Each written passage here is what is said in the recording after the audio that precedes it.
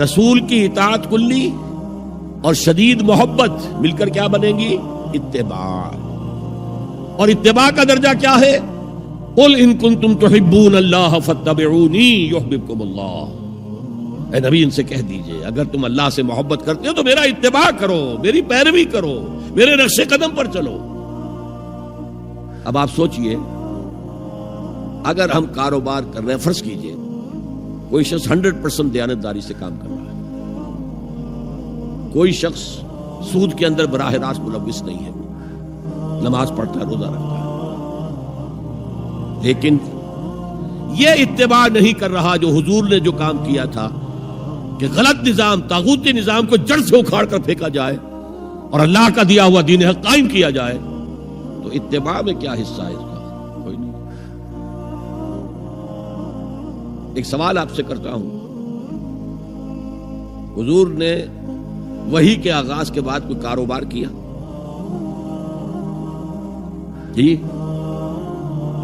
آپ پہلے بہت اچھے تاجر تھے، بہت کامیاب تاجر تھے، اس وقت کا ایکسپورٹ امپورٹ، قافلہ لے کر جا رہے ہیں شام، قافلہ واپس لے کر آ رہے ہیں، لیکن جیسے ہی وحی آ گئی، یا ایھا المدثر قم فانذر وربک فکبر، اے لحاف میں لپٹ کر لیٹنے والے اب کھڑے ہو جاؤ، کمر کس لو، گرڈ اپ یور لائنز، اپنے مشن کا آغاز کرو. اس کا آغاز کیا ہے؟ انذار، خبردار کرو انہیں کہ زندگی یہی زندگی نہیں ہے، اصل زندگی آخرت کی زندگی ہے، اور قیامت کے دن تمہیں حساب جو ہے اپنا پیش کرنا ہوگا، جواب دہی کرنی ہوگی.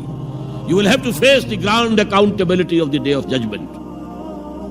یہ انذار سے بات شروع کرو. وَرَبَّكَ فَكَبِّرْ، اور جو ہدف ہے مقصود کیا؟ اللہ کو بڑا کرو، یعنی اس کی بڑائی نافذ کرو. پارلیمنٹ میں بھی اس کا حرف آخری ہو، لِتَكُونَ كَلِمَةُ اللَّهِ هِيَ الْعُلْيَا، تاکہ اللہ کا کلمہ سب سے اونچا ہو جائے. یہ نہیں کہ صاحب ہمارے تو 60% لوگوں نے یہ رائے دے دی، بس اب ہم نہیں جانتے کہ قرآن میں کیا ہے یا کسی اور آسمانی ہدایت میں کیا ہے، تورات میں کیا ہے، انجیل میں کیا، ہم نہیں جانتے. اگر ہم اس کے خلاف جد و جہد نہیں کرتے تو اتباع میں کوئی حصہ نہیں. جو اطاعت تھوڑی بہت ہم کر رہے ہیں وہ بھی جزوی ہے، کلی نہیں ہے. اسی لیے دنیا کی رسوائی وہ تو ہمارے ماتھے پر لکھی ہوئی، ضربت علیہم الذلۃ والمسکنۃ وباؤوا بغضب من اللہ. آج ہمارا حال یہ ہے. تو اتباع رسول، محبت رسول کا تقاضا، وہی جد و جہد کرو، وہی جد و جہد کرو. اسی کا نام جہاد فی سبیل اللہ ہے. بدقسمتی سے خود ہم نے غلط انٹرپریٹیشن جہاد کی ہے، جس کی وجہ سے دشمنوں کو موقع ملا. جہاد کے معنی جنگ، حالانکہ جہاد کے معنی تو جنگ نہیں ہے. جہاد جد و جہد کا نام ہے، کوشش. جہد کے مقابلے میں آئے گی تو وہ جہاد ہے. جہد یک طرفہ ہے تو جہد ہے، اور دو طرفہ ہو رہی ہے، رسہ جو ہے آپ ادھر کھینچ رہے ہیں وہ ادھر کھینچ رہے ہیں، یہ جہاد ہے. آپ توحید کا پرچم اٹھائے ہوئے ہیں، توحید پھیلا رہے ہیں، وہ شرک پھیلا رہے ہیں، یہ جہاد ہے. کوئی مغربی ڈیموکریسی چاہتا ہے، کوئی سوشلسٹ ڈیموکریسی چاہتا ہے، ان کے درمیان رساکشی ہوگی کہ نہیں ہوگی؟ یہ جہاد ہے. قتال تو جہاد کی 9 منزلہ عمارت میں جا کے 9ویں منزل پر قتال فی سبیل اللہ، اور یہ دونوں قرآن کی اصطلاحات ہیں. ہم نے جہاد کو بھی جنگ بنا دیا، تو پھر تو اب ہر شخص کو قرآن میں جنگ ہی جنگ نظر آئے گی. جہاں جہاد کا لفظ آیا جنگ، جہاں جہاد کا لفظ آیا جنگ. اسی سے تو ان کو موقع مل گیا. اے نبی آپ ان کافروں کی باتیں نہ سنیں، نہ ان کے باتوں میں آئیں، چاہے وہ صاف انکار کر رہے ہیں اور چاہے وہ کوئی مصالحت چاہتے ہیں کہ محمد کچھ نرمی دکھاؤ، کچھ ہماری مانو، کچھ اپنی منوا لو. یہ تم نے جو کل پیدا کر دی ہے، گھر گھر لڑائی ہو رہی ہے، اولاد ماں باپ سے جدا ہو گئی، بہن بھائی سے جدا ہو گیا، شوہر بیوی سے جدا، بیوی شوہر سے جدا. جو کہتے ہیں کہ a house divided amongst itself cannot stand. ہمارا تو تم نے قبائلی جو ہمارا روب تھا وہ ختم کر دیا دنیا میں. لہذا ایسا کرو، کچھ مصالحت کرو، کچھ اپنی منوا لو، کچھ ہماری مان. قرآن نے کہا وَدُّوا لَوْ تُدْهِنُوا فَيُدْهِنُونَ فَلَا تُطِعِ الْمُكَذِّبِينَ. ان کی بات نہ سنیے. تو جہاد تھا جو ہو رہا تھا، جس کے لیے میں نے رات تقریر کی ہے، جہاد بالقرآن. فَلَا تُطِعِ الْكَافِرِينَ وَجَاهِدْهُمْ بِهِ جِهَادًا كَبِيرًا. یہ سورہ الفرقان کی آیت ہے نمبر 52. اور شروع کیسے ہوتی ہے سورہ الفرقان؟ तबारकल्लज़ी नज़्ज़ल अल-फ़ुरक़ान अला अब्दिही लियकून लिलआलमीन नज़ीरा।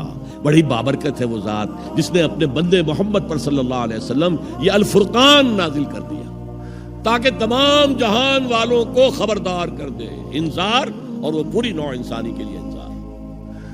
उसी में आगे आता है उसी सूरत में फला तुतिल काफिरीन, ए नबी आप इन काफिरों की बातें ना माने, ना सुने, ना तवज्जो दे। वजाहिदहुम बिही, इस कुरान के जरिए से जिहाद कीजिए। 12 बरस मक्के में कुरान के जरिए से जिहाद हुआ है, तलवार तो नहीं उठी।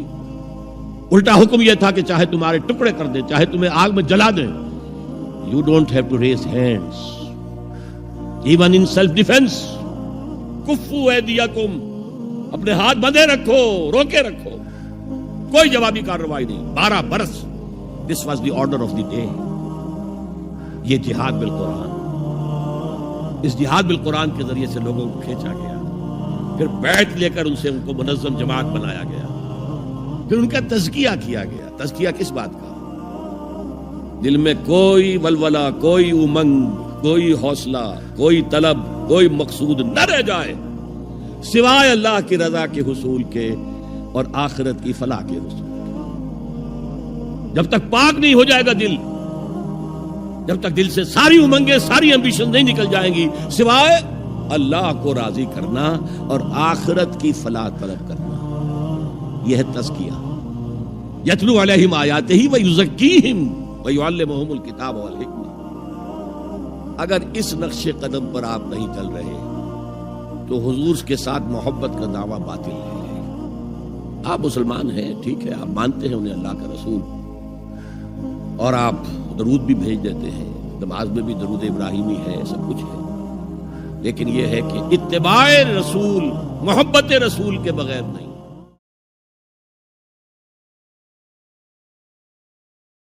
चढ़ दे सूरज ढल दे वेखे, बुझे दीवे बल दे वेखे, चढ़ दे सूरज ढल दे